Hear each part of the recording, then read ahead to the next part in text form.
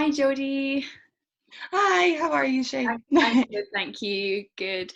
We're going to talk today a little bit about your virtual degree show and just your practice in general. But would you first of all like to give me a little introduction about yourself? Yeah, sure. So, my name's Jodie Gallen, and I am a new graduate from Contemporary Art Practice from Grey School of Art in Northeast Scotland.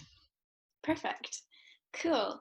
And so my first question is, I'd like you to explain a little bit about your process in terms of making artwork.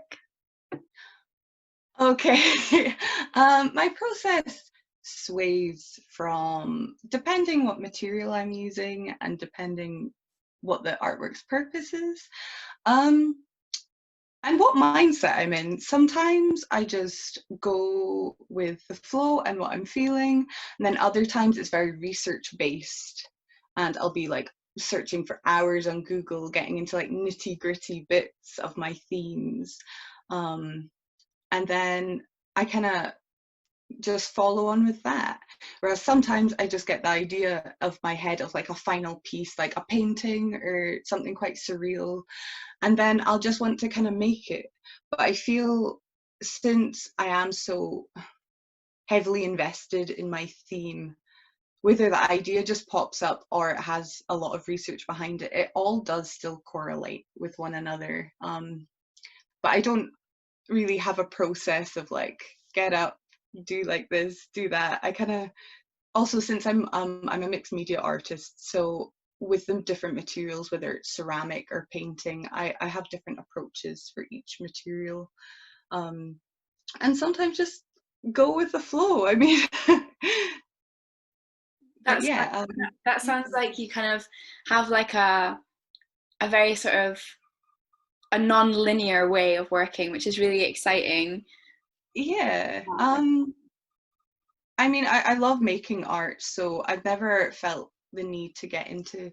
I know it's helpful for some people to have like a schedule of what they're making and stuff, and I will admit, when it comes to organization, I may not be the best, but I'm really passionate about what I do, so I always find I'm just doing it, regardless of what it is. So yeah. Would you like to explain a little bit about what it is that you do, just for maybe viewers that haven't looked at your space yet? Yeah, so I'm a mixed media artist, and my degree show space consisted of just a video and photography. But I also do sculpture, I do painting, and the sculpture consists of woodwork, ceramics, even paper mache, and taxidermy. I delve into everything. I don't know. I'm just not satisfied with one thing. I feel I just I like getting busy and getting my hands dirty with all materials. And my theme is always related to being an activist for like animals, and also the way humans treat the earth in general, such as like topics such as deforestation and climate change, and kind of like those tough topics where sometimes we're not as open and stuff about the discussion. But I feel like just now it's becoming more and more important. So yeah. Nice. So I'm that's not sure if that answered your yeah, question. no, absolutely. That was like a great like overview of what you're doing. Hmm. So let's talk a bit about virtual degree show. How did you find the experience of building your space? um Overall positive.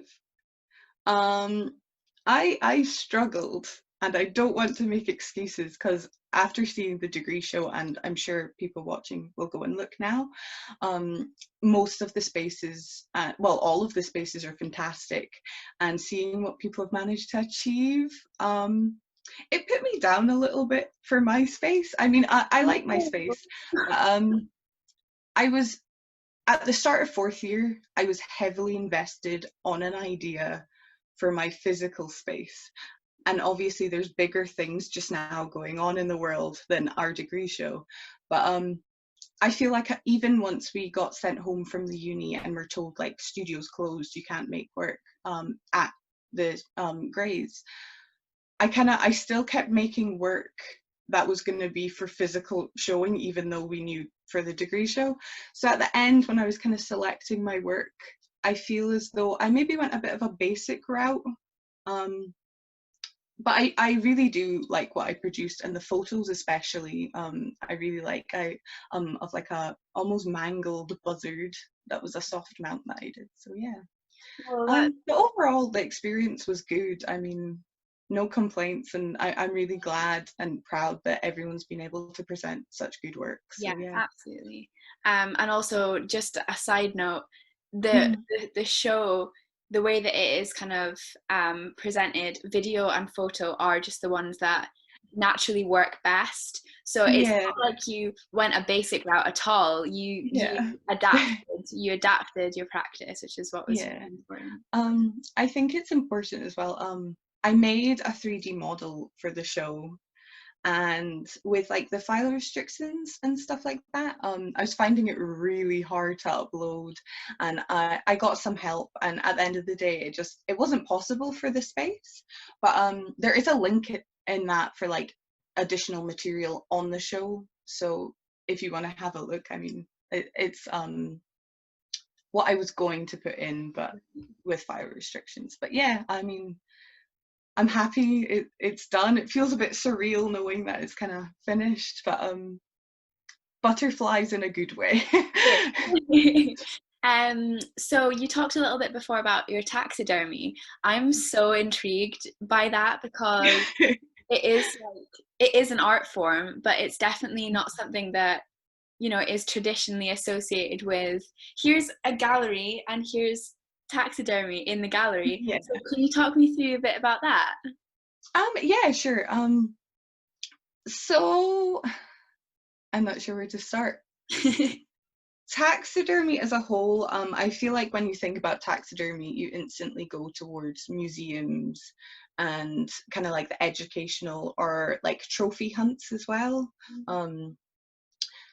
Whereas, especially like, I suppose it was popular maybe in the like Victorian era with like Walter Potter. He did like anthropomorphic surreal scenes of like these kittens having tea and like birds having funerals, and it was wild.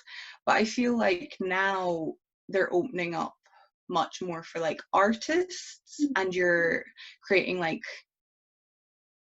a surreal vision using this animal instead.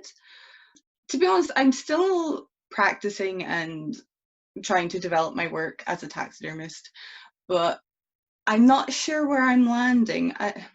I appreciate and I do love some of the surreal work that I see, but I am leaning to more of like the traditional methods of doing it. So I'd say for me personally, I'm leaning towards like museum specimens, but as a whole, I think you see online as well, like there's like stuff your own mouse classes and stuff like that. Like it's really opening up to just general folk, and I feel like more people are like trying to get into it or like have a go at it, and it's almost becoming like experience days Why and do you think stuff. that is?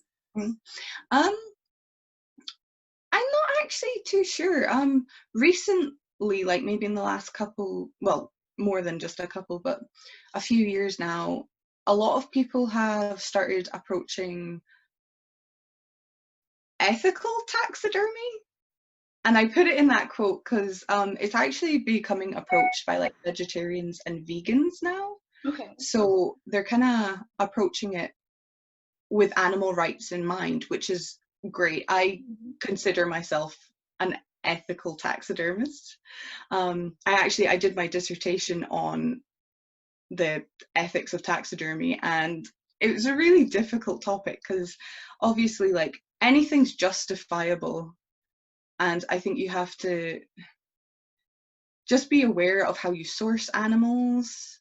And personally, I would never kill an animal for the source of taxidermy, but I know people that would, and that doesn't put me up nor down. Like, it's everyone's own decision. But I feel like since there are now more ethical approaches to it, it's appealing to a broader amount of people. Mhm. That's really interesting. That's really good to hear as well, because at least people, have options if they want to get into it. There is a way to do it with a good Yeah, confidence. yeah, definitely. So you talk about in your statement, you talk about Mm. our impact on nature and how we do that every day badly. We have a bad impact. Um, so Not everyone. no, no, but just we as a whole. Yes. And you also say that we're very oblivious to it, which I completely agree with. Do you want to tell me a little bit more about this, like, kind of things that you kind of address in your work in terms of that? Yeah, sure. So over the course of making art, it doesn't come across as angry, but I've always been angry at how we don't maybe take the responsibility we should for just the general climate of the earth. And I try and address multiple different things, usually taking form of some kind of like animal perspective. Fourth year especially, I focused mainly on effects of birds, which actually tackles a lot of the issues such as climate change, loss of habitat, hunting, and also just like littering as well. Like with COVID happening and when the beaches were open and they were swarmed, like you saw the pictures of all the litter and you almost thought like, oh my God, that's so overwhelming. But it still happens normally. It's just since everyone was on that one day, you saw it at the mass. Whereas everyone's kind of doing that still. It's just you don't see it as much because they're going across different days and stuff. Right. So my work, I'm not sure if I'm kind of going on a tangent now. No, keep going. You're definitely answering my question. Okay, that's good.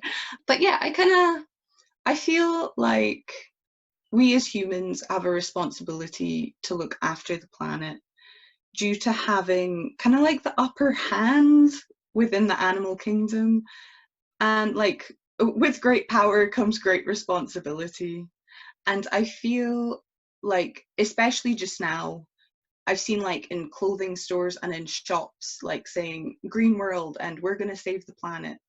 And I feel like that's amplified to younger generations. So I try and use my artwork as a way to open up discussion to all age groups, as a way to just finally like accept this is what's happened. We may have messed up, but if we realize it now, we can work together instead of leaving that responsibility to younger generations. It's like we all have to own up and kind of like accept and move on towards a better, kind of healthier planet, hopefully. And I feel like if you do it in a way that's through like art forms and stuff, that's maybe not too aggressive or too harsh, it will allow all kinds of people to view it and hopefully get that sort of sense like, oh my God, this is kind of like, is real, it's happening. Like, but I feel a lot of the stuff we kind of hide behind closed doors. So trying to break down that door. Well, yeah, your work is definitely very accessible, like there's not a specific audience. You're talking to everyone, right? Yeah, yeah. I love that. Yeah. I think as well with doing mixed media work, some of the sculptures I produce are maybe a bit out there and a bit more wacky, or like some of my illustrations might be a little darker, but the majority of my work, there's something for everyone, I feel. Like sometimes I'll do a more traditional painting that I'm not trying to be like discriminatory or anything like that, but maybe that appeals to like an older kind of person. I'm not sure. But everyone has different tastes as well. And although my style is consistent across my artwork, I feel like the different materials do make it accessible. So, And then my final question is, what are your plans now that you've graduated? oh God. Just now, I am still in the Northeast. I have managed to succeed in getting a mentorship through RGU actually. And at the end of the month, I'm being paired with a taxidermist from Edinburgh. Um, Wow. yeah, I'm really excited. It's to build professional skills, but I hope he's not watching this. But I hope maybe to be cheeky and see if there's an apprenticeship opportunity. Absolutely. um, Oh my word. but I'm not sure. I'm just keeping my eye open and sending in some applications to like open calls and stuff. Thank you so much for speaking to me today, Jodie. That was ace. Oh, thank you. Do you have anything that you'd like to plug at the end here? Yeah, sure. So I've got a Facebook and an Instagram page, which I really encourage people to see because that has a lot of my work that I wasn't able to show in the degree show. So the name for Facebook and Instagram is Crushed Illusion Artwork, and that will feature all of my stuff from many years ago till today. So yeah. Amazing. Cool. Well, thank you so, so much. That was fab. I'm Oh, thank so you. interested in everything you do. It's so good. Um, No, bye. yeah, see you later. Bye.